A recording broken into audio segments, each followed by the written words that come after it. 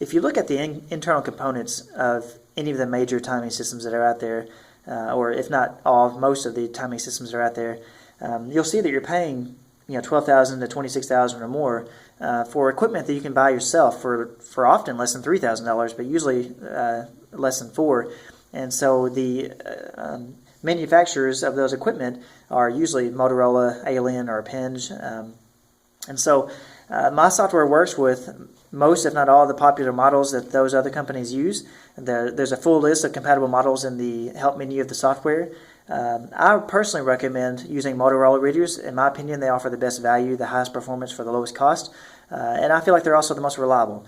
And so those other readers, I've used them, and they work fine, but I can tell a difference with the power level, for example, of the FX9500 over those other readers. And also, the FX9500 is a rugged class reader. This is designed to be strapped onto the back of a forklift or used in the warehouse.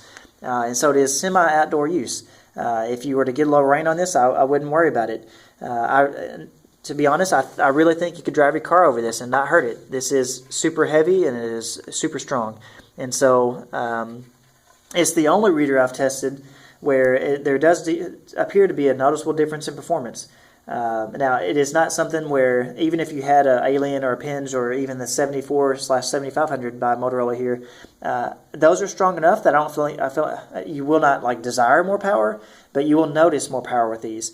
The big difference, besides being reliable and being slightly more powerful, is that even though we only show 4 antennas on all of our diagrams, because 4 will usually handle almost everybody's needs.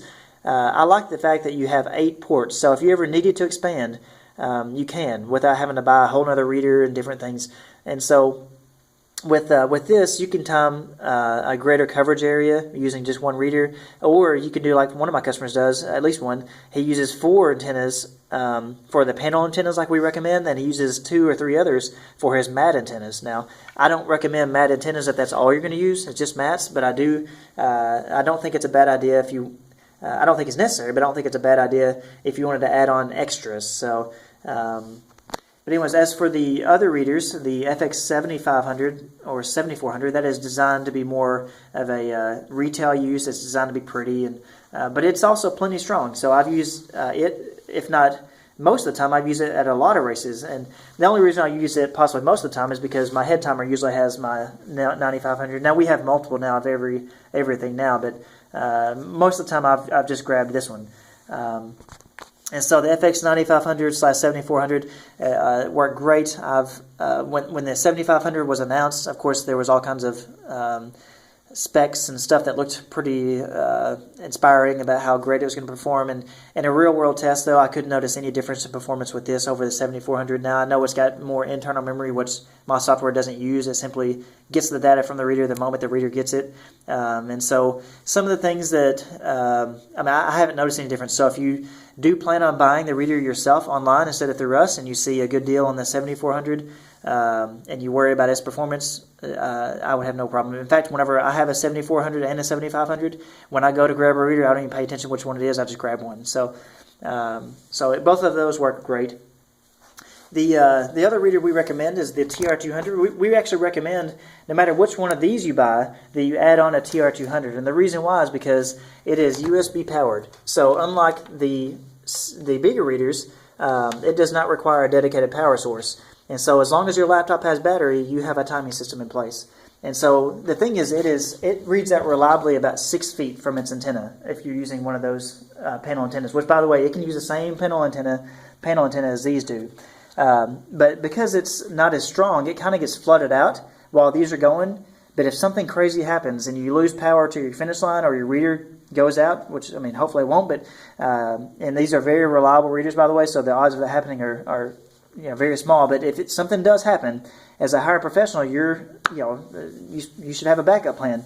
Of course you'll have the manual timing system, your second laptop capturing times, but it's nice to have a second RFID reader in place that is so strong that there's been a handful of times. This is back before I had a battery backup.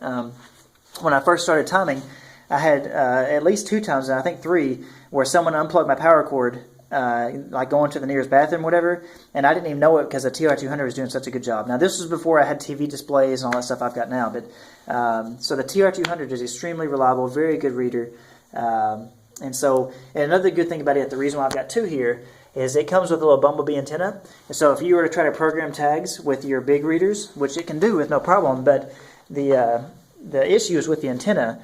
I usually place my antenna with the big reader down like that, and then I slide whatever tags I want to program under it. That way it's not picking up every tag in the room. Where the TR200, it's super easy and quick to hook it up. It connects really fast, whereas these take about 60 seconds to get up and ready, to read tags. And it's easier to program just the tags you want. And so the TR200 being, for the price you can get it at, is well worth it. And so those are the readers I recommend. The antennas, if you were to try to buy antennas yourself, are just circular UHF antennas. You can find different things like DBI and different things. Really what that means is the higher the DBI, the narrower the beam. I've used 6 and I've used, I think, 10. I haven't really noticed a big difference. Again, I'm sure that on a machine, there are differences, but to us average Joes using it, I don't have any more or less missed tags. Basically, I set the system up to where the tags come across directly facing the antenna. And in fact, there's a video I'll try to reference at the bottom of the screen if I can. If not, I'll put it in the comments of this video. But there's a video where I show the importance of having the tags at a good angle and then having it to where there's airspace and it's directly facing the antenna. So when you've got the antennas and tags placed properly, the TR200 does great. These readers do great. Let's see, well, there's one more thing I was going to cover. If I didn't mention before, the battery backup is essential, basically. You could use it without a battery backup, but if something happens, you lose power, then the readers go down instantly. A battery backup, even a cheap one, I think these are very inexpensive. This will keep a reader powered on because the reader uses so little power. It'll keep it powered on, I think, for 3 hours. I know at least 2. And so if you ever show up at a race and the race director promised to have a power supply close, there's no reason to panic. Basically, just turn this on, maybe right before the race starts, and then you've got at least 2 hours, maybe 3, which is plenty of coverage time for a standard 5K. And so, battery backup is essential. With the battery backup, plug only the reader into the battery side. You see you've got a surge and a battery. Make sure the reader's the only thing. I would not plug your printer into either side.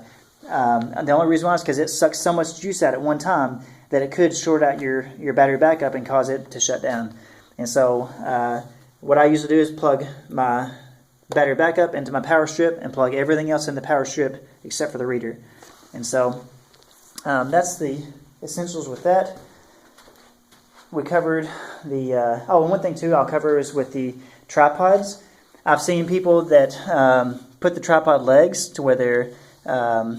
it's hard to do here. In fact, I've got my camera set up like this, to where it's kind of like this.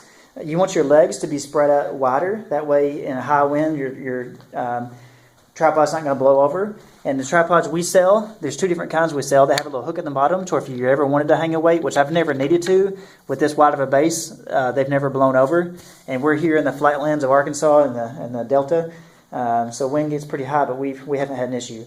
And so even my camera, I set this up just to record a video, but even the camera, I spread the legs out pretty wide to make sure there's no concern about being blown over. All right. I know there's one more thing I was going to cover with the readers, and I don't remember what it was. But I will say that, again, you can buy any of the equipment from anywhere you want, but we buy from the same places that you could buy online. So we get all the same discounts, we get the same warranties. With us, if you buy it through us, there's an added layer of support. We're probably a little more knowledgeable and probably quicker to respond than what you might get from buying from a large manufacturer. So it helps support our business if you buy through us, but we, just like everything else, I don't charge a yearly fee. I don't make people do anything. We didn't create or do this business to try to make a lot of money, but we do try to make a little bit here and there to make it worth our time. So you'll be thrilled with these readers, and if you have any questions, please email me at brian.s.ag@gmail.com or agраcetiming@gmail.com.